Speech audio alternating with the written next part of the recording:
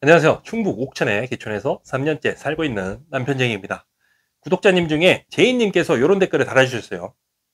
요거를 이제 한마디로 간추리자면 귀촌에서 어떻게 돈을 벌고 있는 거냐라는 얘기가 되겠죠. 저도 이 부분을 상당히 많이 고민을 했었는데 제가 귀촌을 하겠다고 막 마음을 먹었을 때 문득 이런 생각이 들더라고요. 내가 서울에 직장을 다니면서 융자 없이 집을 사는 게 빠를까? 아니면 내가 저렴한 금액에 시골에 집을 사가지고 귀촌한 다음에 먹고 살 수 있는 방법을 찾는 게 빠를까라는 생각을 해본 적이 있거든요. 근데 저의 선택은 후자였죠.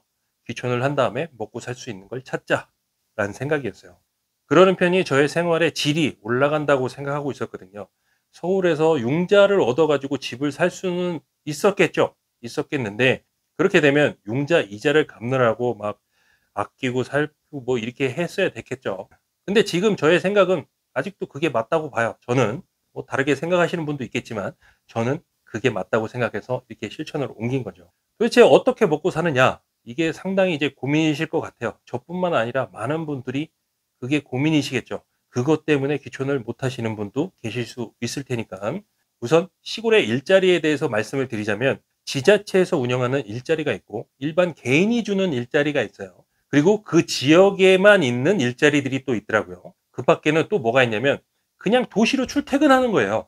저희 마을에도 그 출퇴근하시는 분이 계시거든요. 옥천에도 엄청 많은 걸로 알아요. 왜냐 그러면 대전이 가깝잖아요.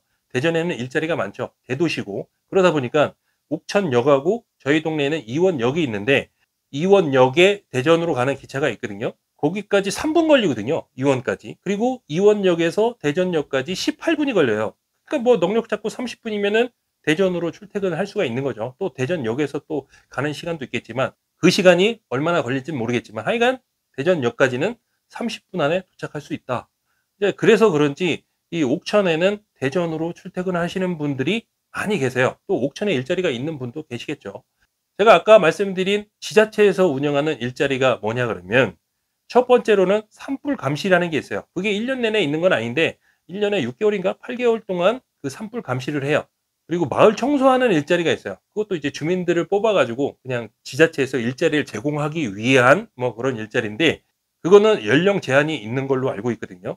그 만 65세인가? 그 65세 이상인 분만 할 수 있는 걸로 알고 있어요. 근데 매년 할 수 있는 건 아니고 그 매년 그 하긴 하는데 신청을 해서 이제 선정이 돼야 이제 그 일을 할 수가 있는 거죠.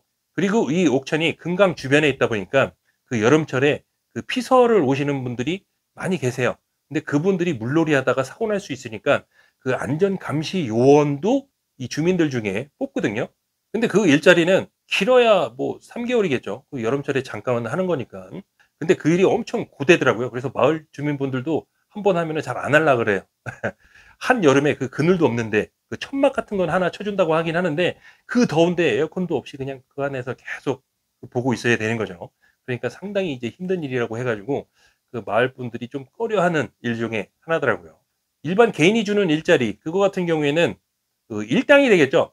그 여자분 같은 경우에는 이제 8만 원 쳐주고 남자분 같은 경우에는 12만 원을 쳐주는데 그 일자리 말고도 저희 동네 같은 경우에는 묘목이 유명해요. 묘목 농장도 엄청나게 많은데 저희 마을에도 그 묘목으로 먹고 사시는 분들이 많이 있어요. 묘목을 키워서 그거를 업체한테 넘겨가지고 이제 돈을 받아서 사시는 분도 계시고 또 그 묘목을 그 농장을 차려가지고 판매하시는 분도 계세요. 뭐 저희 동네 이렇게 들어오는 입구에 보면은 농장들이 엄청 많은데 매년 축제도 하더라고요. 크게. 그리고 그 중간에 그 묘목을 접목하시는 분이 계세요. 그게 이제 누구나 할 수 있긴 한데 그 초보자도 할 수는 있어요. 좀 배워가지고. 근데 그게 좀 쏠쏠하더라고요.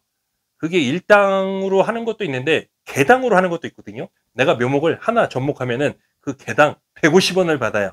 근데 150원이라 그러면 어이 뭐 이렇게 조금 줘 이렇게 하실 수 있는데 그 처음 초짜분이 1000개 안팎으로 하신대요. 그냥 평균적으로 1000개를 한다고 보면은 한 15만 원 정도가 되는 거죠. 그러다가 이제 속도도 빨라지고 하면은 좀 중급자 실력을 가지신 분은 한 2000개 안팎으로 하신다고 하더라고요. 예, 한 30만 원 정도 되는 거죠. 그리고 완전 베테랑 분들은 해가 여름엔 좀 길잖아요. 그런 때는 3,000개까지도 하신다 하더라고요. 그러면은 한 45만 원 정도가 되겠죠. 근데 그 일이 1년 내내 있는 게 아니고 그 2월 정도부터 늦게까지는 한 8월까지 하시는 분들이 계시더라고요. 대부분은 한 5개월에서 6개월 정도 이렇게 하시더라고요. 그렇게 5, 6개월을 벌어가지고 1년 동안 사시는 거예요. 나머지 기간에는 산에서 뭐 버섯 캐고 나물 캐고 막 이러시더라고요. 산책도 다니고 놀러도 다니고 그렇습니다.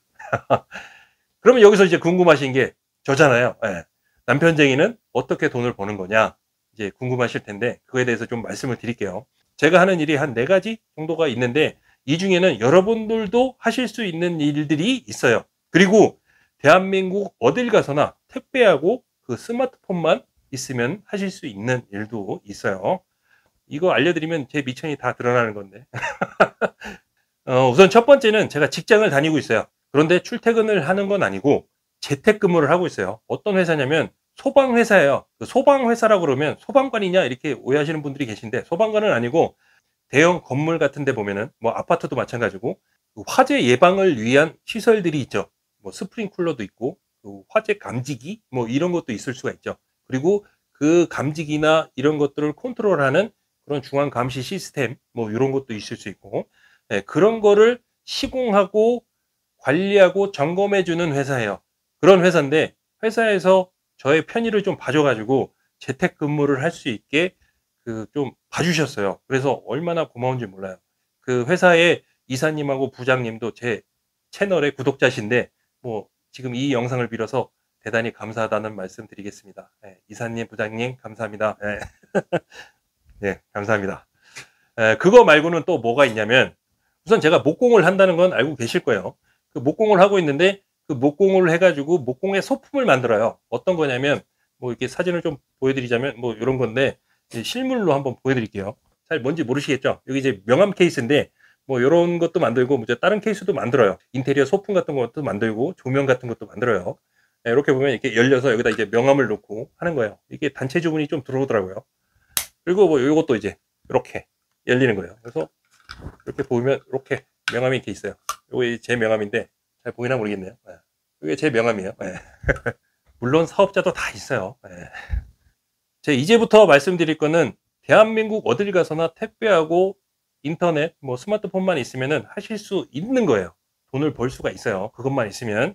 우선 첫 번째로 제가 경매를 해요. 경매.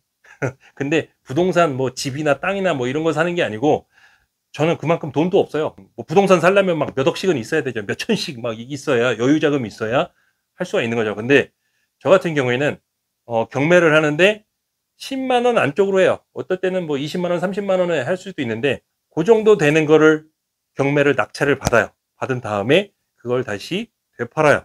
만약에 제가 5만 원짜리를 낙찰 받으면 적게 받으면 한 8만 원에 팔고 많게 받으면 한 10만 원에 팔아요. 자, 이렇게 해요. 이거를.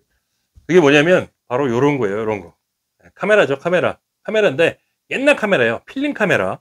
제가 경매로 낙찰을 받아가지고 우리나라에 들여와서 판매를 해요. 다시. 어디서 들여오냐면 미국에서 들여와요. 그 이베이라고 아시죠? 부동산 경매 사이트 뭐 이런 거 있잖아요. 우리나라 같은 경우에 이제 법원 가서 경매를 낙찰을 받죠. 근데 요런 소품 같은 경우에 인테리어 이런 골동품 같은 경우는 그 미국 같은 경우에는 이베이라는 데 많이 올라오거든요. 그러면 거기에 제가 입찰을 해요. 자, 이런 것도 있고 옛날 타자기 같은 것도 사람들이 많이 찾아요. 주로 어디서 찾냐면 그 인테리어 하기 위해서 찾더라고요. 병원이라든가 학원이라든가 카페라든가 이런 데서 많이 찾더라고요. 그래서 그걸 들여와 가지고 우리나라에서 다시 되팔아요. 어떤 거는 이제 고치기도 하고 어떤 거 이제 청소만 해서 팔기도 하고 그렇게 하죠. 저는 이게 투자라고 생각해요. 그 대신 금액이 작은 거죠. 투자하는 데는 여러 가지가 있을 수가 있을 거예요. 우선 대표적으로 부동산이 있을 수 있겠죠. 부동산에는 땅도 있고 뭐 아파트도 있고 뭐 이런 빌라, 단독주택 뭐 여러 가지가 있겠죠. 그런 것도 있겠고 그다음에 금에다 투자하시는 분도 계시잖아요. 그죠? 그리고 골동품 같은 거에 투자하시는 분도 있어요. 뭐 도자기라든가 그림이라든가 뭐 여러 가지가 있겠죠. 저도 여기에다 투자를 하는 거예요. 큰 돈은 아니지만 뭐 10만 원, 20만 원 정도 투자해 가지고 그거를 낙찰을 받은 다음에 우리나라에 들여와서 판매를 해요. 그래서 제가 영어를 잘하냐? 그건 아니에요. 저는 뭐 영어를 잘 모르는데 이런 거를 대행해 주는 업체가 있어요. 그거에 대해서 궁금하시면은 뭐 알려드릴 텐데 하여간 대행해 주는 업체가 있는데 수수료를 한 8,000원 정도밖에 안 받아요. 그러면 그 8,000원 내고 그냥 들여오는 거예요. 그러면 비행기 값이고 뭐고 다 해가지고 제가 만약에 3만 원에 낙찰이 받았다 그러면은 한 5, 6만 원에 우리나라에 들어와요. 그러면 저는 그거에 2배 정도, 평균 2배 정도를 받고 팔아요. 그러면 마진이 한 100% 되는 거죠. 제가 6만 원에 샀으니까 6만 원 남겨서 저는 팔아요. 근데 그거를 뭐 터무니없이 비싸게 파는 거냐? 시세라는 게 있잖아요. 모든 물건엔 시세가 있죠. 중고차 같은 경우도 시세가 있고, 금도 시세가 있고, 집도 다 시세가 있죠. 이것도 이 시세가 있거든요. 그러면 그 시세에 맞춰서 팔아요. 물건이 만약에 상태가 좋다 그러면 돈을 더 받기도 하고요. 뭐 20만 원에 들어오면 40만 원에 팔기도 하고, 예, 그렇습니다. 물론 사업자 다 있어요. 자, 여기 보이시죠? 이게. 예, 이게 뭐냐. 그러면 그 택배 송장 같은 거예요. 제가 주로 이제 편의점 택배 요금이 싸가지고 편의점에다 이제 보내는데, 이렇게 그때 여태까지 이제 좀 보냈던 것들, 예, 그 중에 일부예요. 우체국으로 보낸 것도 있으니까. 예, 이렇게 보내서 수익을 창출을 해요. 아셨죠? 예. 그리고 유튜브도 있죠. 지금 이 보는 거, 이 유튜브. 예, 이 유튜브에서도 수익이 조금 들어와요. 그리고 마지막 한 가지가 더 있는데, 그거는 이제 전자책이라는 건데, 여러분들이 뭐 다 알고 계시는 그 종이책 있죠? 그거 말고 핸드폰으로도 볼 수 있는 책이 있거든요. 그걸 이제 전자책이라 그래요. 뭐 노트북으로도 볼 수 있고 컴퓨터로도 볼 수 있는 그런 책인데, 이 전자책은 인쇄 비용이나 이런 게 안 들어가요. 그래서 만약에 팔게 되면은 그 판매하는 그 크몽이라는 데가 있는데, 그 크몽에서 수수료를 일정 떼어가고 나머지는 저한테 다 들어오거든요. 만약에 10,000원짜리를 팔게 되면은 대략 뭐 한 7,000원 정도가 저한테 이제 수익으로 잡히는 거예요. 근데 이 책은 15,000원에 팔고 있어요. 네, 여기 보시면은 작가가 남편쟁이라고 써져 있죠. 평점이 4.9점이고. 근데 이 책은 1년 전에 쓴 거예요. 근데 지금은 지식이 그때보다 더 많아졌거든요. 더 알려드릴 것도 많으니까. 그래서 전자책을 하나 더 낼까 해요. 지금 알고 있는 이런 지식들을 좀 더 알려드리면 좋을 것 같아가지고. 그래서 지금 쓰려고 좀 계획 중이에요. 근데 이 전자책 같은 경우에는 한 번만 작성을 하게 되면은 어쩔 땐 팔리고 어쩔 땐 안 팔리고 뭐 그렇기도 하지만은, 그래도 한 번 써놓으면은 그 뭐 크몽이라는 데가 없어지지 않는 이상 계속 돈이 들어오는 거예요. 판매가 되면 물론. 제가 이 책을 팔라고 지금 하는 게 아니에요. 이 책은 안 사셔도 돼요. 제가 지금 책으로 다시 쓸 내용이 더 좋거든요. 왜냐면 그때보다 지금은 지식이 더 풍부해져 가지고 거기 내용이 더 풍부할 텐데, 괜히 예전 거 사지 마시고 새 책 나오면 그때 제가 말씀드릴 테니까 예, 그때 사주시면 되겠습니다. 예, 지금 사지 마세요 이거. 예. 이처럼 농사를 짓지 않아도 시골에서 먹고 살 수 있는 방법, 돈을 벌 수 있는 방법은 많이 있어요. 그리고 한번 익히게 되면은 정년이 없잖아요. 그죠? 한번 해놓으면은 평생 할 수 있는 일이에요. 나는 컴퓨터를 할 줄 모른다. 나이가 많아서 안 된다. 뭐 이런 얘기는 하지 마세요. 내가 하지 말아야 될 핑계를 찾지 마시고 내가 해야 될 이유를 한번 생각을 해보세요. 아이고, 너무 열과성의를 다했네. 그죠?